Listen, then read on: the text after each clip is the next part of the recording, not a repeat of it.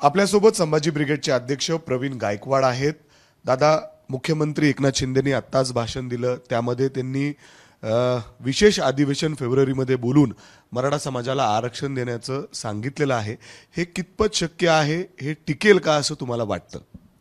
नाही, मराठा आरक्षणाचा विषय थोडासा म्हणजे असा वेगळा या कारणाने झालेला आहे की 3 प्रकारचं आरक्षण आहे. एक ओबीसी मध्ये मराठा कुणबी, कुणबी मराठा. ईडब्ल्यूएसचं आरक्षण हे मराठा समाजासाठी आहे, कारण ते एससी एसटी ओबीसी मध्ये नाही, ते खुल्या वर्गात आहे. आणि केंद्र सरकारने आणि महाराष्ट्र सरकारने जरी ठरवलं तरी एसीबीसीचं जे महाराष्ट्र सरकारने दिलेलं आरक्षण, म्हणजे देवेंद्र फडणवीस सरकारने दिलेलं आरक्षण जे सुप्रीम कोर्टाने नाकारलं, ते परत क्रिएटिव्ह पिटिशन जे आहे आता त्याच्या अंतर्गत परत ठेवण्याचा प्रयत्न केला जातो. आजपर्यंत क्युरेटिव्ह पिटिशन मान्य झालेलं नाही एक सुद्धा. ती एक पद्धत आहे, म्हणजे रिव्ह्यू पिटिशन असतं आणि क्युरेटिव्ह पिटिशन असतं. तर कितीही प्रयत्न केला तर आत्ता सध्या अडचण काय आहे की मराठा समाजाला जात म्हणून असं आरक्षण देता येणार नाही, पहिली गोष्ट. आणि एसीबीसी जो आहे, सोशल एज्युकेशनल बॅकवर्ड क्लास ज्याला म्हटलं जातं, ज्याचं सुप्रीम कोर्टामध्ये आता आपला वाद चालू आहे, तर त्याच्यात तुम्ही कितीही प्रयत्न केला तर 50% मर्यादा ओलंडत आहे इंदिरा साहनी विरुद्ध भारत सरकारची. त्यामुळे ते तसंही टिकत नाही. आणि मराठा समाज हा मागासलेला नाही असं सुप्रीम कोर्टाने सांगितले. त्यामुळं पहिल्यांदा मागासवर्गीय आयोगाच्या माध्यमातून तो पहिल्यांदा स्थापन करायला पाहिजे.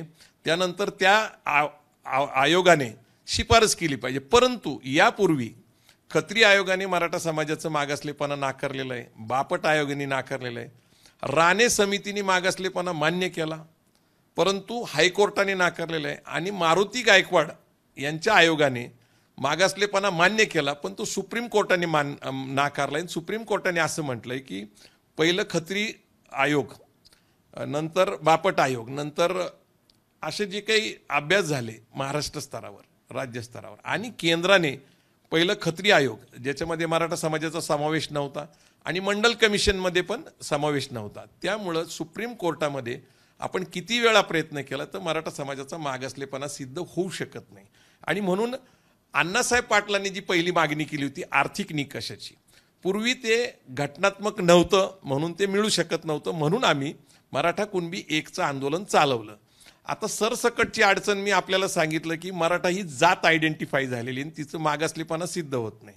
आता ईडब्ल्यूएसचं कसं आहे की ईडब्ल्यूएस हे आर्थिक निकषाचं आहे. मराठा समाजाचं म्हणणं काय की शेती नापिकीचा प्रॉब्लेम आहे, क्षेत्र कमी झालेलं आहे, गरिबी दिसतीये, लोकसंख्या वाढलेली आहे मराठा समाजाची आणि एकूण देशाची.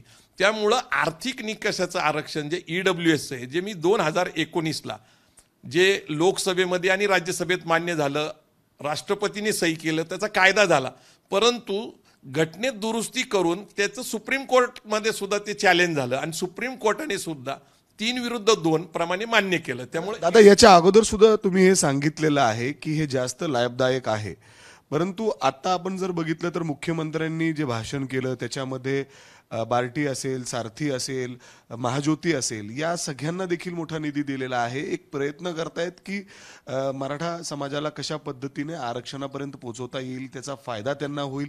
शैक्षणिकमध्ये सुद्धा म्हणजे त्याचे प्रयत्न सुरू आहे. आणि शिंदे आयोगाने जे पूर्ण अभ्यास करून जो अहवाल ठेवलेला आहे त्याचा आधार घेऊन ते आता तरी सांगतायत की आम्ही टिकू.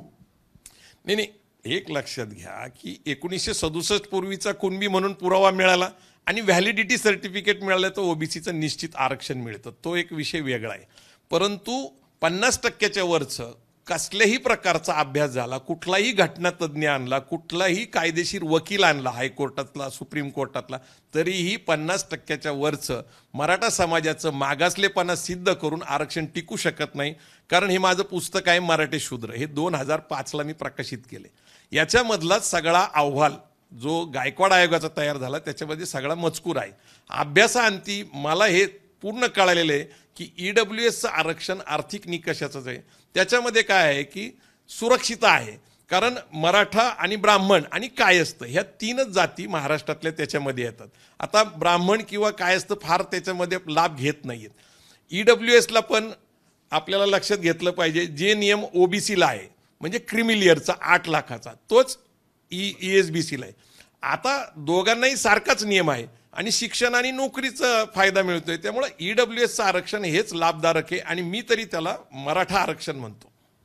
दादा, त्याचबरोबर जर आपण बघितलं की मुख्यमंत्र्यांनी जे भाषण केलं त्याच्यामध्ये तुम्ही समाधानी आहात का? जे मुद्दे त्यांनी मांडले त्याचा खरंच फायदा होईल मराठा समाजाला आता?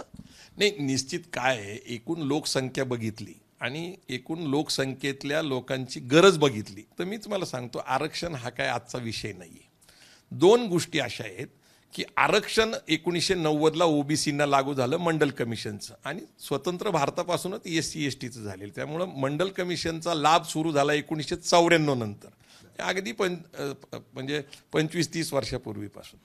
परंतु 91ला खाजगीकरण आलं आपल्याला, जागतिकीकरण, खाजगीकरण, उदारीकरण, आणि सरकारने आपले जे सहकारी तत्वावर जे काही सरकारचा ज्याला पाठिंबा होता त्याचे नोकऱ्या कमी करायला सुरुवात केली. म्हणजे एकीकडं आपल्याला माहिती असलं पाहिजे की देश स्तरावर 3.7% म्हणजे 3.5% आसपास केंद्र आणि राज्यामध्ये सरकारी नोकऱ्या आहेत. 140 कोटी लोक आहेत. आणि दुसरीकडे लक्षात घ्या की नोकर भरती होत नाहीये. नोकर भरती करण्यासाठी ते काय करतात, खाजगी कंत्राटीदार पद्धतीने भरती करतात. जिल्हा परिषदचे शिक्षक, अगदी तहसीलदार कंत्राटी पद्धतीने भरायचा जर निर्णय घेत असेल सरकार, एकीकडे सरकारकडे नोकऱ्या नाही आहेत. मग लाभ कशात होईल तर शिक्षणात. मला असं वाटतं की आपल्याकडं ज्यावेळेस खाजगी शिक्षण संस्थेचा कायदा केला गेला आणि आता विना अनुदानित संस्था आहेत सगळ्या, म्हणजे इंग्लिश मिडियमचे स्कूल गावागावात पोचलेले आहेत, तालुक्यात आहेत, त्या विना अनुदानित आहेत, तर त्यांना अनुदानित करावं पहिली गोष्ट.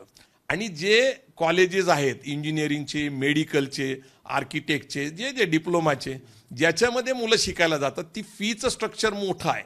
तर त्यामुळं फीचं स्ट्रक्चर जे आहे शिक्षणातलं, म्हणजे राज्य सरकारचे जे कॉलेजेस आहेत ते म्हणजे गव्हर्नमेंटचे कॉलेज आणि खाजगी कॉलेज यांची फीचं स्ट्रक्चर सारखं असलं पाहिजे. कारण त्याच्यात तफावत आहे. म्हणजे मेडिकलची आणि इंजिनिअरिंगच्या फीमध्ये 5 पट फरक आहे आणि डोनेशन द्यावं लागतं खाजगीला. एकतर सगळ्याला अनुदानित करा, त्याच्यासाठी काय करावं लागेल, आपलं शिक्षणाचं बजेट 5% न्यावं लागेल. ते फार काही मोठं नाही. आता GST प्रमाणे ज्यावेळेस आपण आता नवीन बघितलं तर महाराष्ट्र सरकारला 6 लाख कोटी रुपये मिळतात.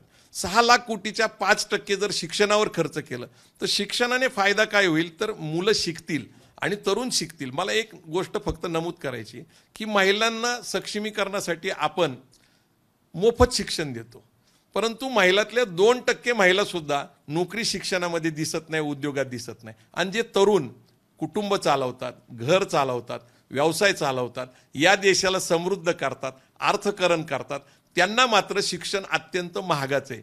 शिक्षण जर स्वस्त करता आलं आणि दर्जेदार करता आलं तर मला असं वाटतं की आरक्षणाच्या मुद्द्याची काही गरज नाही. असेच प्रयत्न सध्या सुरू आहे. जर आपण बघितलं तर मनोज जरंगे पाटील जे आहेत ते देखील काही प्रमाणात आज काही समाधानी सुद्धा वाटले. 50% आता तरी मुख्यमंत्री जे म्हणतायत ते खरं म्हणतायत असं देखील ते आत्ताच म्हणलेले आहेत, ते सुद्धा समाधानी वाटतात. नाही, मूळ काय आहे माहिती का की आरक्षणाच्या बाबतीत माझी भूमिका आता बदललेली.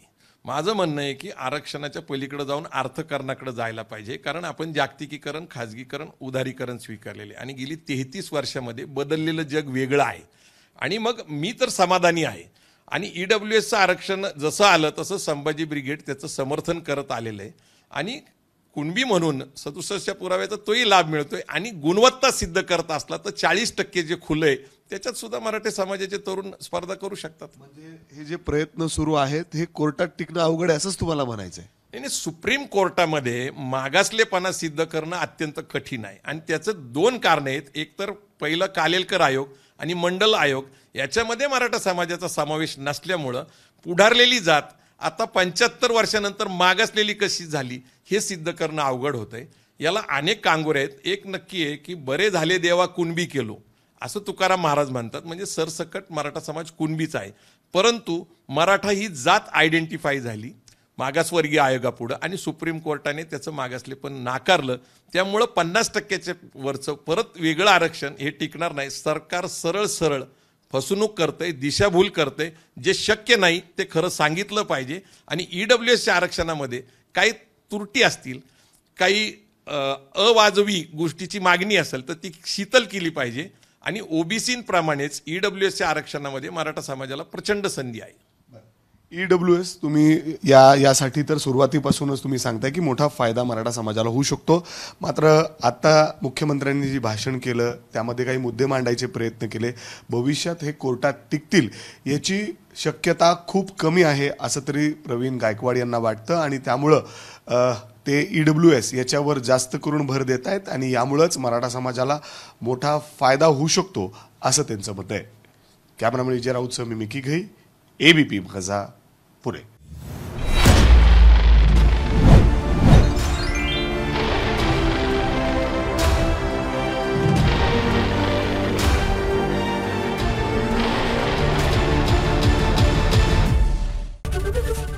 ABP माझा, उघडा डोळे बघा नीट.